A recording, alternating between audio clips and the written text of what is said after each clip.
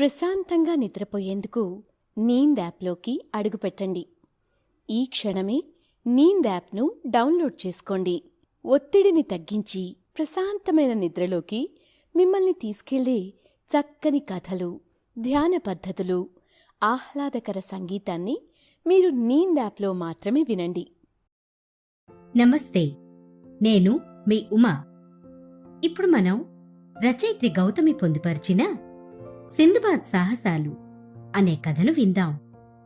ప్రతి ఒక్కరి జీవితం ఒకేలా ఉండదు. కొంతమంది జీవితంలో ధైర్య సాహసాలు లేనప్పటికీ మరొకరి జీవితం స్ఫూర్తిగా తీసుకొని ధైర్యంగా ముందుకు సాగాలి అనుకుంటారు. అలా ఎంతోమంది తాము సాధించిన విజయాలను, ధైర్య సాహసాలను తరాల వారికి కూడా స్ఫూర్తిదాయకంగా మారాలి అనుకుంటారు. ధైర్యం, తెలివితేటలు, సమయస్ఫూర్తి ఈ మూడూ ఉంటే జీవితంలో విజయం మన వెంటే ఉంటుంది అని ఒక చక్కని కథ ద్వారా తెలుసుకుందామా? మీకు ఇష్టమైన రీతిలో పడుకొని అన్ని లైట్లను ఆఫ్ చేసి మీ కళ్ళు మూసుకోండి. నెమ్మదిగా గాలి పీలుస్తూ పూర్తిగా లోతైన శ్వాస తీసుకొని వదలండి. ఈ ప్రపంచాన్ని, ఇవాల్టి జ్ఞాపకాలను మెల్లగా పక్కకు నెట్టి నిద్రలోకి క్రమంగా జారుకొనే సమయమిది.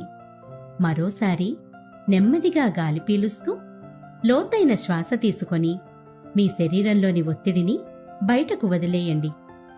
ఇప్పుడు చేయాల్సిందల్లా విశ్రాంతి తీసుకోవడం, సేద తీరటం, మునుపటి స్థితికి రావటం.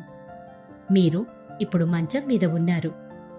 రోజువారీ అలసట నుంచి మీ శరీరం విశ్రాంతి తీసుకుంటున్నట్లుగా మీకు అనిపిస్తుంది.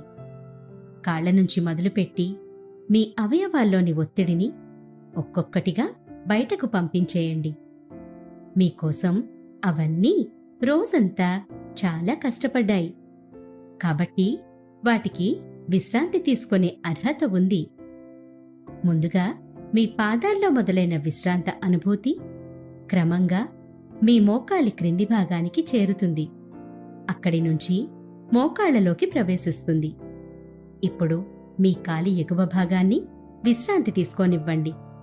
ఈ విశ్రాంత అనుభూతి క్రమంగా మీ పొత్తికడుపు నుంచి వెన్నెముక మీదుగా ఎగువ వీపు వరకు వచ్చి తరువాత ఛాతీలోకి ప్రవహిస్తున్నట్లుగా గుర్తించండి.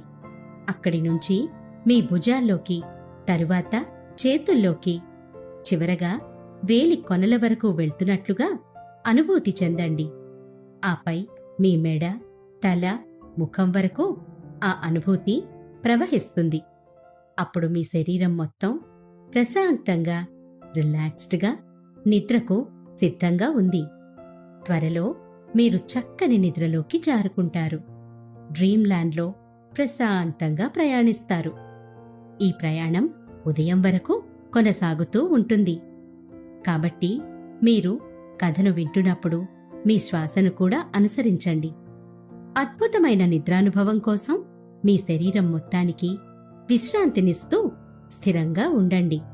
బాగ్దాద్ నగరంలో సింద్బాద్ అనే వ్యాపారి ఉండేవాడు. తను వివిధ దేశాలు పర్యటిస్తూ తన వ్యాపారాన్ని విస్తరించుకునేవాడు. ఇతను ఇంకా పెద్ద వ్యాపారాల కోసం విదేశాలు కూడా వెళ్లేవాడు. విదేశాల నుంచి సరుకు తీసుకురావడానికి ఓడలో ప్రయాణం చేసేవాడు. అతనికి సముద్రం గుండా సరుకు తీసుకురావడానికి వాతావరణం అనుకూలంగా ఉండేది. ఇలా ప్రయాణిస్తూ కాలం గడుపుతూ ఉండేవాడు. కాని ఒకరోజు ప్రమాదవశాత్తు అతను ప్రయాణం చేసే ఓడ ప్రమాదానికి గురయింది. నిజానికి అది పౌర్ణమి రాత్రి కావడంతో సముద్రంలో అలలు ఎక్కువగా ఉన్నాయి. అంతేకాకుండా అనుకోకుండా ఒక అరుదైన సంఘటన చోటు చేసుకుంటుంది. సముద్రం ఉన్నట్టుండి ప్రశాంతంగా మారింది. అంతేకాకుండా మెల్లగా కారుమబ్బులు చంద్రుడి కాంతికి అడ్డుగా వచ్చాయి. సముద్రం మొత్తం చీకటిమయమైంది. వాతావరణం ఒక్కసారిగా మారడంతో సింద్బాద్ ఓడబయటకు వచ్చి చుట్టూ చూడసాగాడు. బైనాక్యులర్ తీసుకుని ఓడ చుట్టూ గమనించసాగాడు. సరిగ్గా అదే సమయంలో ఓడ అటూ ఇటూ కదలడం మొదలవుతుంది. సింద్బాద్ కూడా జరుగుతున్నదేమిటో తెలియని పరిస్థితిలో పడతాడు. హఠాత్తుగా ఏదో తెలియని బండలాంటి వస్తువు ఒకటి ఢీకొట్టింది. దాంతో మొత్తం ఓడ 2 ముక్కలైపోయింది. ఓడ చివర నిల్చొని ఉన్న సింద్బాద్ 2 ముక్కలలో ఒక ముక్కలో పడిపోయాడు. మళ్ళీ సింద్బాద్ ఉన్న భాగాన్ని ఢీకొడుతుంది. కాని సింద్బాద్ మాత్రం అసలు భయపడకుండా ఎందుకిలా జరుగుతోందా అని గమనించసాగాడు. అయితే తన ఓడని ఢీకొట్టింది బండ కాదు, ఒక సొరచేప అని కనిపెడతాడు. ఎన్నో ప్రయాణాలలో ఎన్నో ప్రమాదాలెదుర్కొన్న సింద్బాద్కి ఈ సొరచేపలు ప్రమాదమనిపించలేదు. ఇంకేముంది, వెంటనే ఎటునుంచి వస్తుంది, ఎంత వేగంతో వస్తుంది అంతా గమనించి వెంటనే ఆ సొరచేప మీదికి ఒక్కసారి దూకాడు. సొరచేప రెక్క పట్టుకొని అట్టూ ఇట్టూ సముద్రంలో పెనుగులాడతాడు. మరోవైపు ఆహారం కోసం వెతుక్కుంటూ సింద్బాద్ దగ్గరికి వచ్చిన సొరని తన దగ్గరున్న కత్తితో చీల్చి చెండాడతాడు. ఇంకేముంది, సింద్బాద్ని ఆహారంగా చేసుకోవాలనుకున్న సొరచేప సింద్బాద్ చేతిలో బలైపోతుంది. మరోపక్క 2 ముక్కలైన ఓడను చూసి కాస్త బాధపడి ఓడ చెక్క ముక్కల సహాయంతో ప్రయాణాన్ని మొదలుపెట్టాడు. ప్రస్తుతానికి ఓడలో ఉన్న ఆహారం, వ్యాపారానికి సంబంధించిన సరుకులు నీటిమట్టమైపోవడంతో సొరచేపని ఆహారంగా చేసుకొని మెల్లగా తన ప్రయాణాన్ని కొనసాగించాడు. సింద్బాద్ మెల్లగా చెక్క ముక్కల మీద సముద్ర ప్రయాణం చేస్తూ ఏ దిక్కుకు వెళుతున్నాడో కూడా తెలియక ప్రయాణం చేస్తున్నాడు. తన దిక్సూచి కూడా ఓడ పగిలిపోవడంతో సముద్ర గర్భంలో కలిసిపోతుంది. అలా 2 రోజుల ప్రయాణం తర్వాత కాస్త దూరంలో ఒక చిన్న దీవి కనిపించింది. సింద్బాద్ ప్రాణం లేచొచ్చింది. దీవి దగ్గరికి వెళ్ళగానే అక్కడ చిన్న పిట్ట సంచారం కూడా కనిపించదు. కేవలం చెట్లు, పెద్ద పెద్ద రాళ్ళు, గుట్టలు కనిపించాయి. మనిషి సంచారమే కనిపించని ఆ దీవిలో దిగి లోపలికి వెళ్ళసాగాడు. ఎంత వెళ్ళినా అక్కడ చిన్న చిన్న మొక్కలు, రాళ్ళు తప్పిస్తే మరి ఏమీ కనిపించలేదు. అయితే 2 రోజుల ప్రయాణం తర్వాత అలసిపోయిన సింద్బాద్ విశ్రాంతి తీసుకొని ప్రయాణాన్ని కొనసాగించాలి అనుకుంటాడు. అప్పటికే చీకటి అవుతుండడంతో విశ్రాంతి కోసం సమానంగా ఉన్న ఒక రాయి కోసం వెతకసాగాడు. కాని చీకటి పడే కొద్దీ ఆ రాళ్ళు వెలగడం మొదలుపెట్టాయి. ఏదో తెలియని కాంతి తన కళ్లకు తగులుతున్నట్లు అనిపించిన సింద్బాద్కి ఆ దీవిలో ఉన్న అన్ని రాళ్లు కూడా మెరవసాగాయి. ఇది చూసిన సింద్బాద్ ఆశ్చర్యపోతాడు. దీవిలో అడుగుపెట్టి మంచి పని చేశాను అనుకుంటాడు. ఇక ఆ రాత్రికి విశ్రాంతి తీసుకుంటాడు. మరుసటి రోజు ఉదయమే నిద్రలేచి ఈ విలువైన రాళ్లను కొన్ని తీసుకొని బయల్దేరాలి అనుకుంటాడు. ఇక ఆ రాత్రికి అక్కడే విశ్రాంతి తీసుకొని ఉదయమే లేచి ఆ విలువైన రాళ్ల కోసం చుట్టూ చూశాడు. విచిత్రంగా ఆ రాళ్లు మొత్తం మెరవకుండా సాధారణ రాళ్లలాగా ఉంటాయి. దెబ్బకి సింద్బాద్కి మతిపోయింది. కాని రాత్రిపూట వజ్రంలా మెరిసిన రాళ్లు తెల్లవారేసరికి ఎలా మారిపోయాయి అని తీవ్రంగా ఆలోచించసాగాడు. అయితే ఆ రాళ్లు తనకి ఉపయోగపడతాయని తలచి అక్కడున్న చెట్టు కొమ్మలతో ఒక పడవ తయారు చేసుకున్నాడు. తనకి కావలసిన కొన్ని చిన్న చిన్న రాళ్లు తీసుకొని తన ప్రయాణాన్ని కొనసాగించాడు. అయితే ఆ రాళ్లు కొన్ని తన జేబులో వేసుకొని పడవ మీద కొంత దూరం ప్రయాణించగా దీవిలో నుంచి ఎవరో తన పేరుతో తనని పిలుస్తున్న అరుపులు వినిపించాయి. తన పేరు పెట్టి నిర్మానుష్యంగా ఉన్న ఈ దీవిలో నుంచి ఎవరు పిలుస్తున్నారు అని సింద్బాద్ మెల్లగా పడవ దిగి దీవిలోకి అడుగులు వేశాడు. కాస్త దూరం వెళ్లిన తర్వాత అక్కడ ఒక పెద్ద బండరాయి కనిపించింది. అక్కడ ఎవరు తనని పిలిచింది అంటూ అటూ ఇటూ చూడసాగాడు. సింద్బాద్, నిన్నే నేను పిలుస్తున్నది, వినిపించట్లేదా అంటూ మళ్లీ ఎవరో దగ్గర నుంచి మాట్లాడుతున్నట్లు అనిపించింది. ఎవరు ఎవరు నన్ను పిలుస్తున్నది అంటూ మళ్లీ అటూ ఇటూ చూస్తాడు. నీ ముందు ఎంత ఎత్తుగా కనిపిస్తుంటే ఎవరిని వెతుకుతున్నావు అంటూ సింద్బాద్ని అడిగేసరికి మాట్లాడుతున్నది మరెవరో కాదు, తన ఎదురుగా ఉన్న బండరాయి అని అర్థం చేసుకున్నాడు సింద్బాద్. ఏంటి, ఒక బండరాయి మాట్లాడ్డం ఏమిటి? ఎంతో ఆశ్చర్యంగా బండరాయిని చూడసాగాడు. అనుకోకుండా దీవికి వచ్చావు. రాళ్లు జేబులో వేసుకుని వెళ్ళిపోతున్నావు. నా అనుమతి తీసుకోకుండానే నా దీవిలో రాళ్లు నువ్వెలా తీసుకెళ్తావ్? అంటూ ఆ బండరాయి మాట్లాడేసరికి, ఏంటి, రాళ్లు తీసుకువెళ్లడానికి కూడా అనుమతి కావాలా? అంటూ తన మనసులోనే అనుకొని ధైర్యవంతుడైన సింద్బాద్ అసలు భయపడకుండా, ఒకవేళ అనుమతి తీసుకోకపోతే ఏమవుతుందిట? అంటూ ఆ బండరాయిని ఎదురు ప్రశ్నించాడు. బండరాయి వెంటనే కాస్త నవ్వుకొని, భలే ధైర్యవంతుడిగా ఉన్నావే, నాతో చాలా బాగా చమత్కరించావు. రాళ్లు తీసుకొని ఒక అడుగు ముందుకేసి చూడు, ఏం జరుగుతుందో నీకే అర్థమవుతుంది అని బండరాయి అనగానే, అయినా నీ అనుమతి ఎందుకు నాకు? నీ బెదిరింపులకు ఇక్కడ భయపడేవారెవ్వరూ లేరు అని అడుగు వేయడానికి ప్రయత్నించాడు. ఎంత ప్రయత్నిస్తున్నప్పటికీ తన కాలుని కొంచెం కూడా మెదపలేకపోతాడు సింద్బాద్. "హహహహహ! నీ గురించి నేను కథలు కథలుగా విన్నాను. నువ్వు పెద్ద వ్యాపారవేత్తవని, దేశదేశాలు తిరిగి వ్యాపారం చేస్తూ ఉంటావని ఇక్కడికి వచ్చిన వాళ్ళు చెప్పుకోవడం విన్నాను.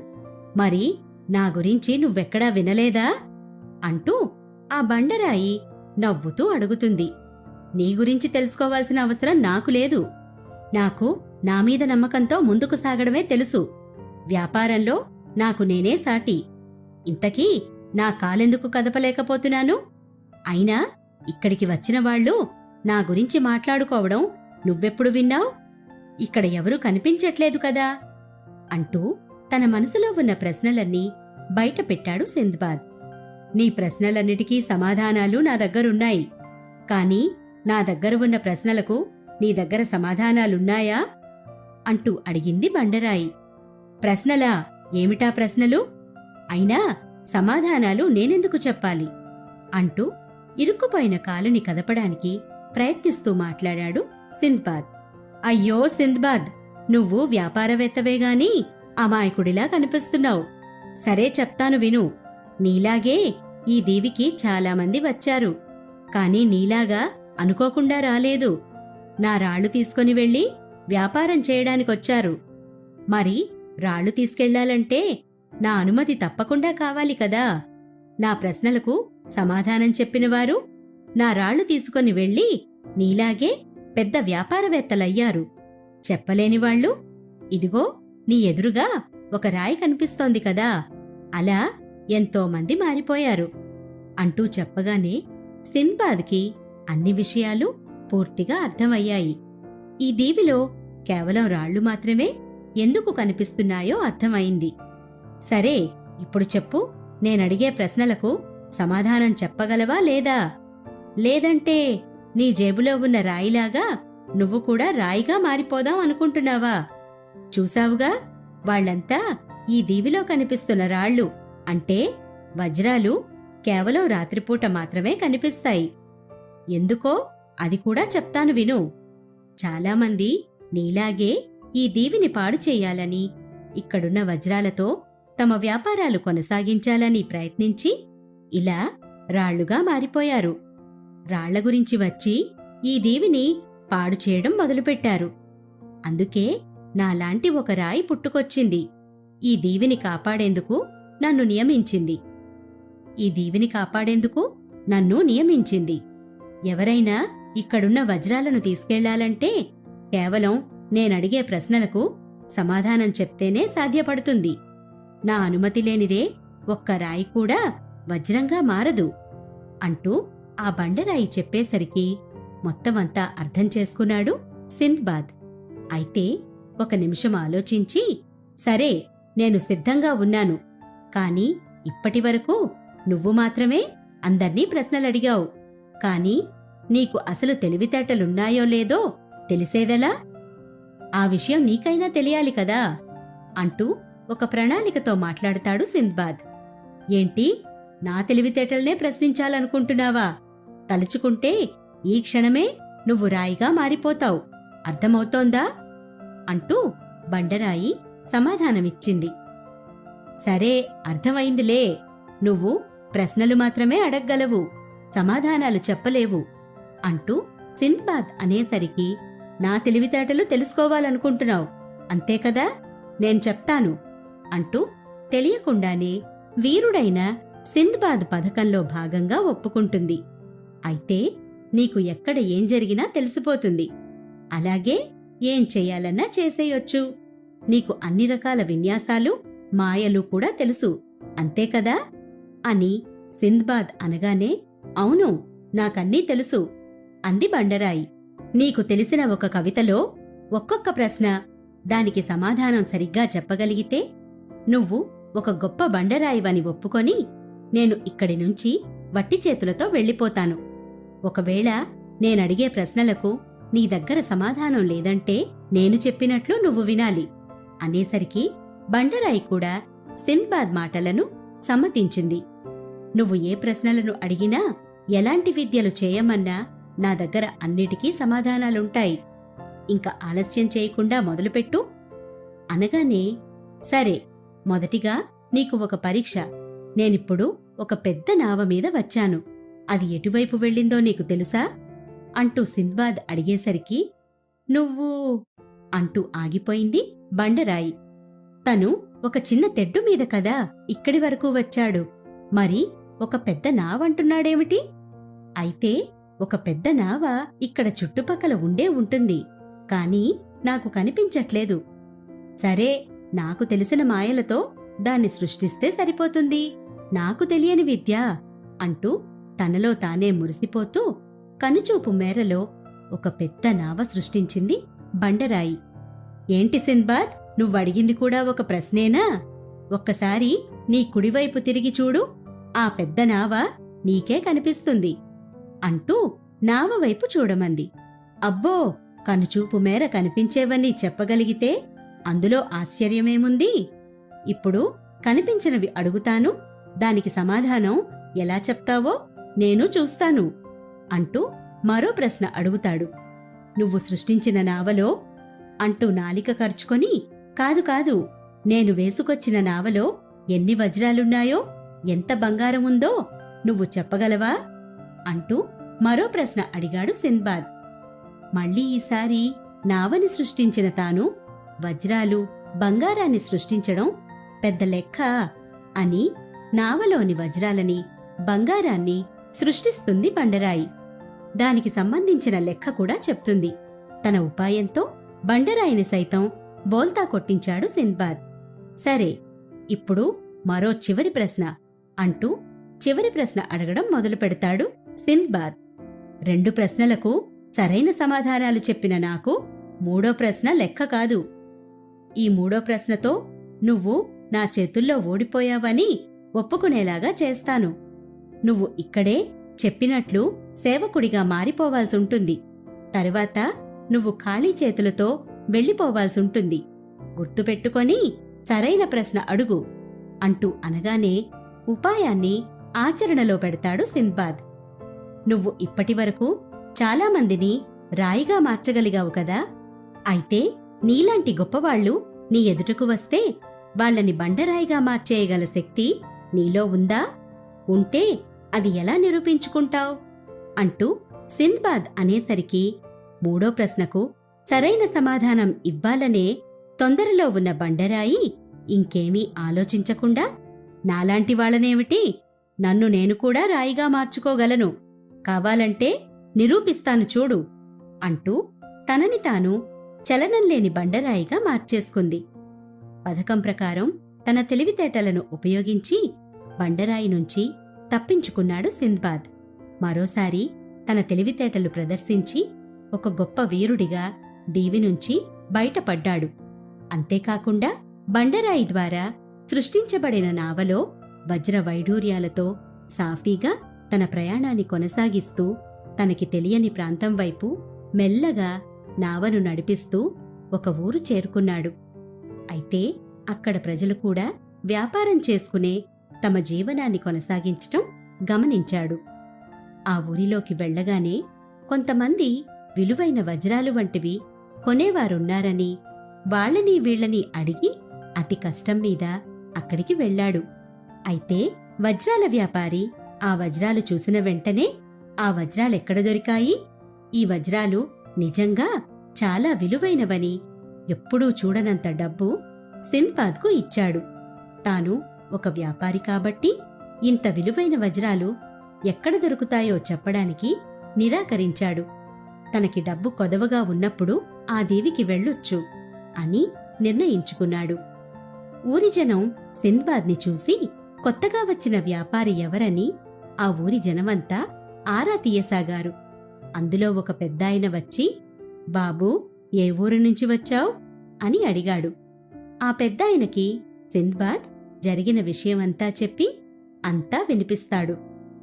అయితే మా ఊళ్ళో నువ్వు చక్కగా నీ వ్యాపారాన్ని చేసుకొని కొంతకాలం ఉండి తర్వాత మీ ఊరికెళ్ళొచ్చు, మరేం పర్వాలేదు అని ఆ పెద్దాయన సింద్బాద్ని తీసుకొని ఒక ఇంటికి వెళ్ళాడు.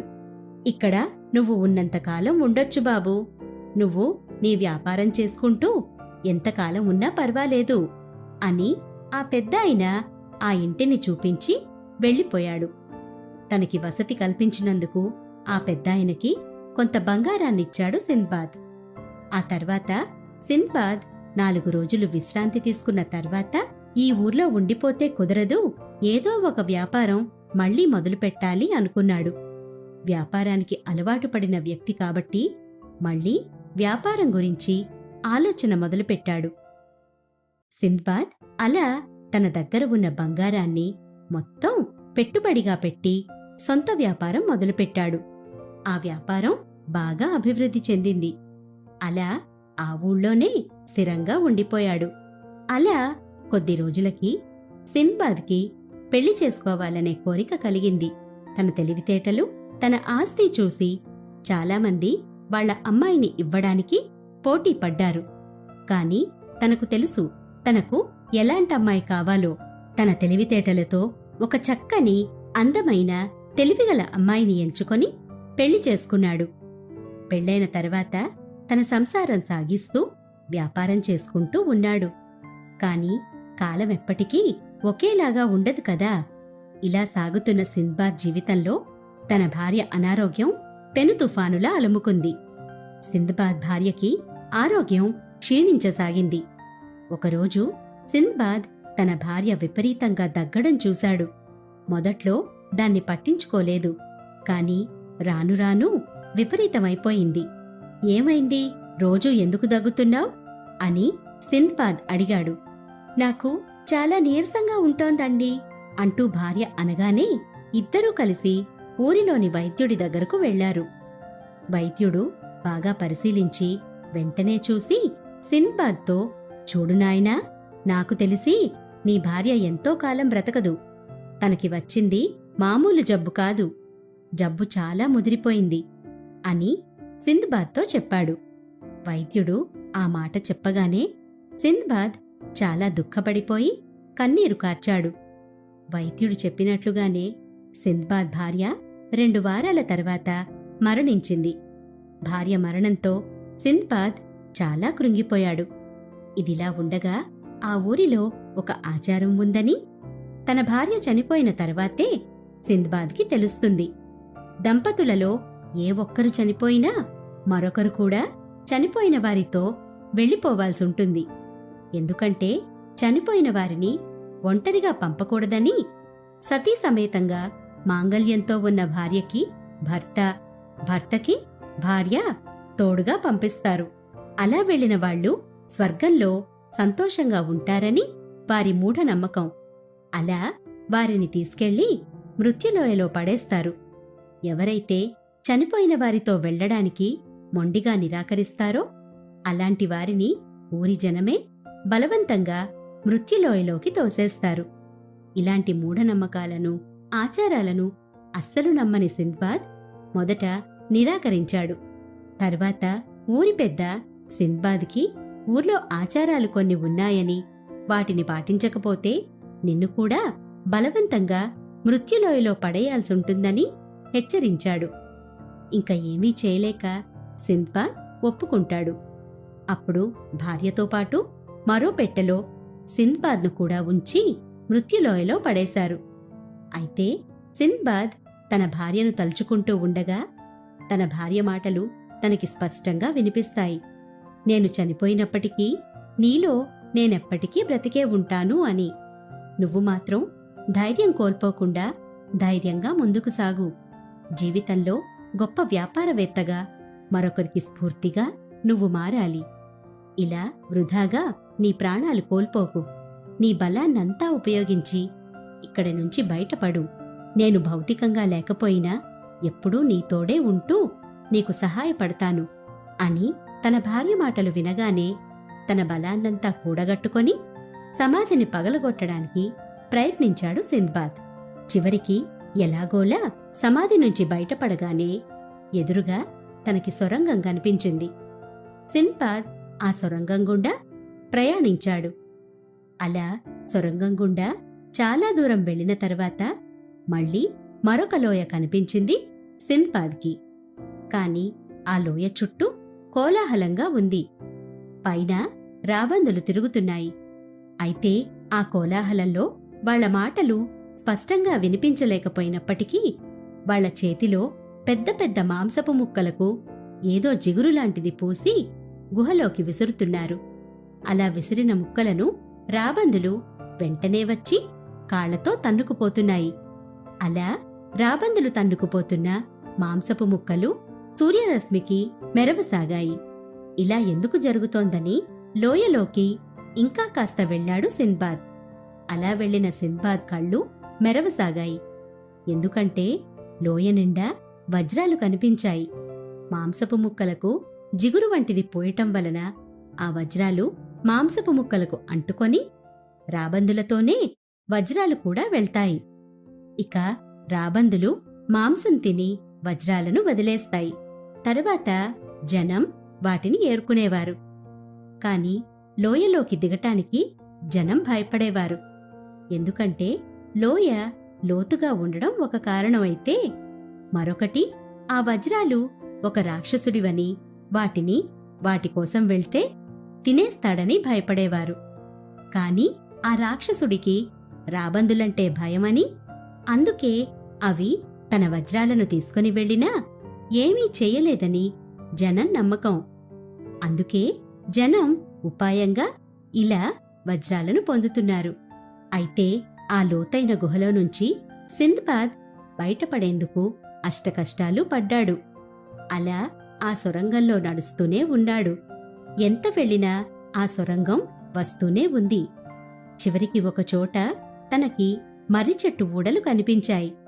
అలా వాటి సహాయంతో బయటపడి పక్కనే ఉన్న గ్రామానికి చేరుకున్నాడు. అయితే తాను సొరంగంలో నుంచి ప్రయాణించిన దూరం సుమారు 30-40 కిలోమీటర్ల దూరమని తాను వచ్చిన ప్రదేశం బట్టి తెలుసుకుంటాడు. అయితే ఆ ఊరిలో తనకి ఎవ్వరూ తెలియదు. కాబట్టి తాను మళ్ళీ తన కొత్త వ్యాపారాన్ని మొదలు పెట్టాలి అనుకున్నాడు. తన భార్య తనతో లేకపోయినప్పటికీ ఆమె మాటలు తనకి ఎంతో స్ఫూర్తినిచ్చి ఇప్పుడు బ్రతికేలా చేశాయి. తనతో పాటు లోయలో నుంచి తెచ్చుకున్న వజ్రాలతో సింద్బాద్ కొత్త వ్యాపారం మొదలుపెట్టాడు. అలా ఎన్నో సాహసాలు, తనకున్న తెలివితేటలు, సమయస్ఫూర్తితో ఎన్నో అడ్డంకులు దాటి ఒక గొప్ప వ్యాపారవేత్తగా పేరు సంపాదించుకున్నాడు. ప్రశాంతంగా నిద్రపోయేందుకు నీంద్ యాప్లోకి అడుగుపెట్టండి. ఈ క్షణమే నీంద్ యాప్ను డౌన్లోడ్ చేసుకోండి. ఒత్తిడిని తగ్గించి ప్రశాంతమైన నిద్రలోకి మిమ్మల్ని తీసుకెళ్లే చక్కని కథలు, ధ్యాన పద్ధతులు, ఆహ్లాదకర సంగీతాన్ని మీరు నీంద్ యాప్లో మాత్రమే వినండి.